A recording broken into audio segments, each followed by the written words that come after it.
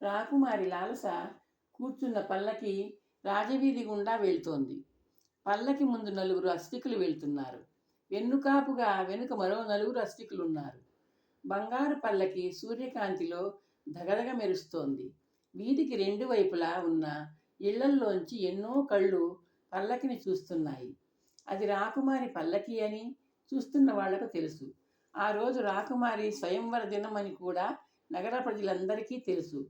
సాయుధులైన భటులు వీధి రెండు వైపులా అక్కడక్కడా నిల్చున్నారు.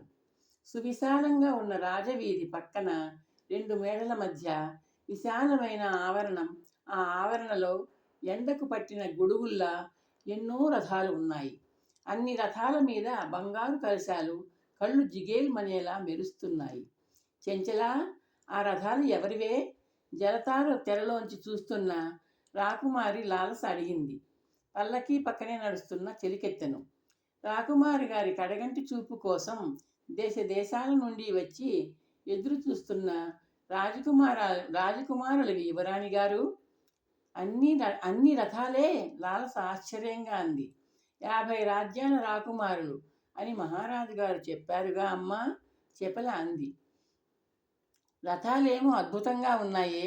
లాలస రథాల వైపే చూస్తూ అంది. ఆ రథాల మీద రాజసం ఉట్టిపడేలా వచ్చిన రాకుమారులు ఎలా ఉంటారంటావే? ఎలా ఉన్నా అందం పందెంలో మన ముందు అందరూ ఓడిపోవాల్సిందే, చెంచల నవ్వుతూ అంది.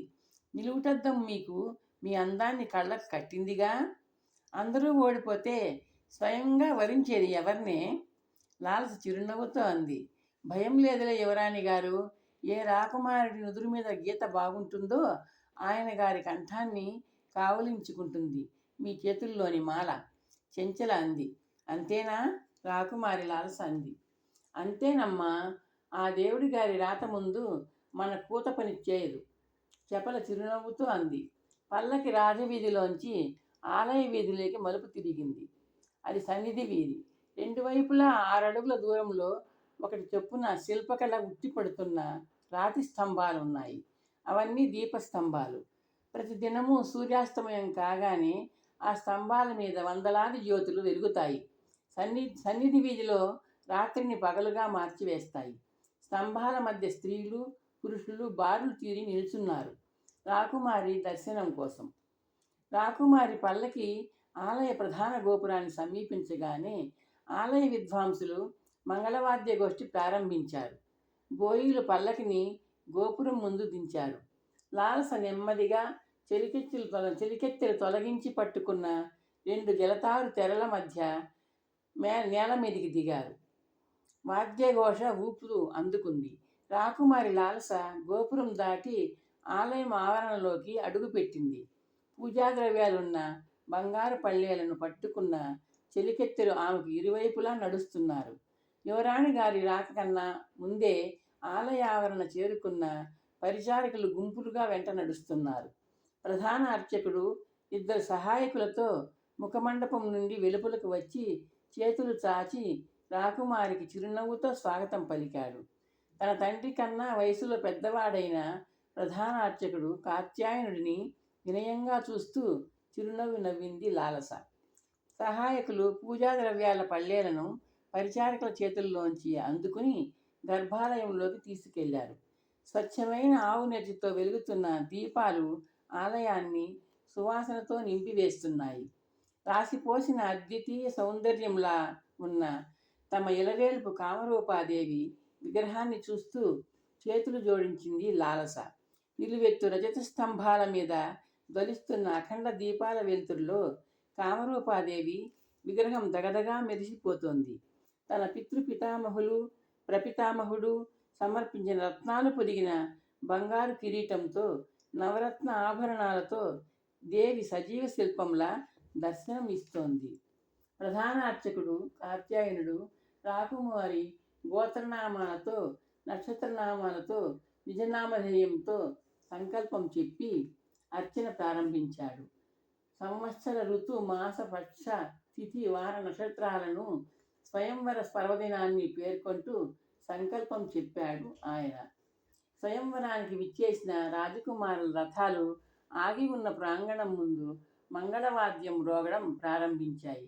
రాకుమారులు అధిరోహించిన రథాలు ఒకదాని వెనుక ఒకటి రాజవీధిలోకి వస్తున్నాయి. మేడల మీద నుండి వర్ణ పుష్ప వర్షం కురవసాగింది ఆ రథాల మీద. రథాలు రాజమందిర మహాద్వారాన్ని దాటి సువిశాలమైన ఆవరణలో ఆగాయి. రథాలు దిగిన రాకుమారులు పరిచిన రత్నకంబళ్ల మీద గంభీరంగా నడుస్తూ స్వాగత వచనాలు పలుకుతున్న మందిమాగదుల వెంట రాజమందిరంలోకి వెళ్తున్నారు. అర్చన పూర్తయింది. అర్చకుడు మహానీరాజనాన్ని రాకుమారి లాలస ముందు పట్టుకున్నాడు. లాలస హారతిని కళ్లకు అద్దుకుంది. చెలికెత్తి అందించిన బంగారు నాణేలను హారతి పళ్ళెంలో వేసింది. అర్చకుడు బంగారు గిన్నెలలో ఉన్న తీర్థాన్ని ప్రసాదాన్ని రాకుమారికి ఇచ్చాడు. సహాయకులు తీర్థ ప్రసాదాలను రాకుమారి వెంట వచ్చిన పరిచారకులకు ఇస్తున్నారు. ప్రధానార్చకుడు మంత్రం పఠిస్తూ అక్షతలను లాలస శిరస్సు మీద ఉంచాడు. లాలస ఆయనకు నమస్కరించబోయింది. వద్దు తల్లి, అపచారం. ఆలయంలో అధిష్టాన దేవతకో దేవుడికో తప్ప మరెవరికి నమస్కరించకూడదు. ఎంత పెద్దలైనా వృద్ధులైనా సరే అర్చకులకు కూడా నమస్కరించకూడదు. అది దైవాపచారం.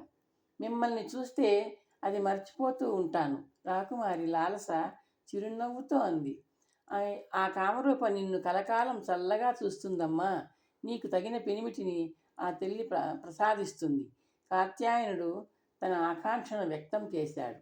ఆర్య, కొంతసేపు నాకు తెలుసు తల్లి, కొంతసేపు సన్నిధిలో ఏకాంతంగా అమ్మవారిని ధ్యానించుకోవడం నీకు అలవాటేగా. మేమందరం ధ్వజస్తంభం వద్ద ఉంటాం. ధ్యానం చేసుకో అమ్మా అంటూ అర్చకుడు కాత్యాయనుడు సహాయకులతో గర్భాలయంలోంచి అవతలికి నడిచాడు. పరిచారకులు పళ్ళేలు తీసుకుని వాళ్లను వెంబడించారు. చిరుగంటల చప్పుడుతో తలుపులు మూసుకున్నాయి. గర్భాలయం బంగారు గడపకి అటువైపు దేవి విగ్రహానికి ఎదురుగా పద్మాసనంలో కూర్చుని కళ్ళు మూసుకుంది రాకుమారి లాలస. క్షణాలు గడియలుగా ఎదుగుతున్నాయి. రాకుమారి లాలస ధ్యానం కొనసాగుతూనే ఉంది. చపల చెంచల ముఖాలు చూసుకున్నారు. సమయం గడిచిపోతోంది. స్వయంవర గడియలు సమీపిస్తున్నాయి. అంతఃపురంలోని పూజామందిరంలో రాకుమారి తీర్థప్రసాదాలు స్వీకరించాలి. ఆచార్యుల వేద ఆశీర్వచనాలు అందుకోవాలి. తల్లిదండ్రులకు పాదపూజ చేయాలి. ఆ తరువాత స్వయంవర మంటపానికి వెళ్ళాలి. ఆర్య, సమయం మించిపోతుంది. రాకుమారి చపల ప్రధానార్చకుడితో అంది. అమ్మాయి గారికి ధ్యానభంగం చేయలేము కదమ్మా. ఆలస్యమైతే ప్రభువులు ఆగ్రహిస్తారు. సుముహూర్తం మించిపోతోంది. చపల ఆందోళనగా అంది. కొన్ని క్షణాలు వేచి చూద్దాం, అర్చకుడు ధైర్యం చెప్తున్నట్టు అన్నాడు. మరి కొన్ని గడియలు గడిచాయి. చపల చెంచల భయంగా ఒకరినొకరు చూసుకున్నారు. ఆర్య, చెంచల అంది. అమ్మాయి గారిది ఆమె పితామహి లాలసాదేవి గారి తత్వం. అదే భక్తి, అదే ధ్యాస, అదే ధ్యానం, అర్చకుడు అన్నాడు. సరే, కవాటాలలోని తోస్తాను, గంటలు చప్పుడు చేస్తాయి. అమ్మాయి గారి ధ్యానానికి అవరోధం కలుగుతుంది.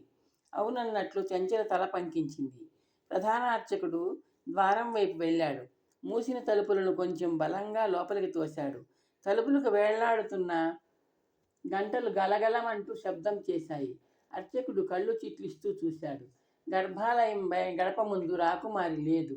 రాకుమారి ధ్యానం ముగించి గర్భాలయం చుట్టూ ఉన్న ప్రత్యేక ప్రదక్షిణ పథంలో అమ్మవారికి ప్రదక్షిణ చేస్తోందా ఆలోచిస్తూ ఆయన బంగారు గడప ముందు ఆగాడు.